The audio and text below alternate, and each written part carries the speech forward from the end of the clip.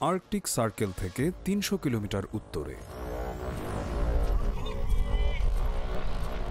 সার্ফারদের জন্য স্বর্গ।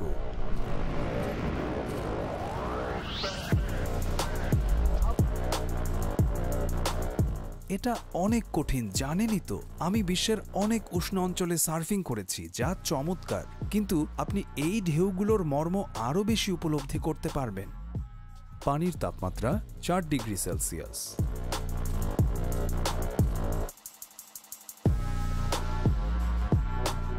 সুরক্ষা হিসেবে আছে ৬ মিলিমিটারের নিওপ্রিন।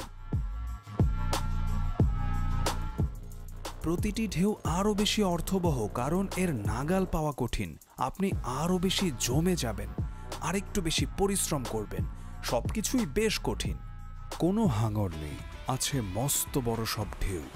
উপকূলের একটু সামনেই সমুদ্র ৫০০ মিটার গভীর, ফলে কয়েক মিটার উঁচু ঢেউ তৈরি হয়।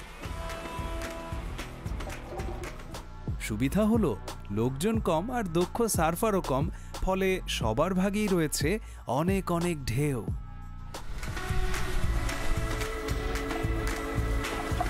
প্রতি বছর প্রায় ৫,০০০ লোক এখানে সার্ফ করতে আসে।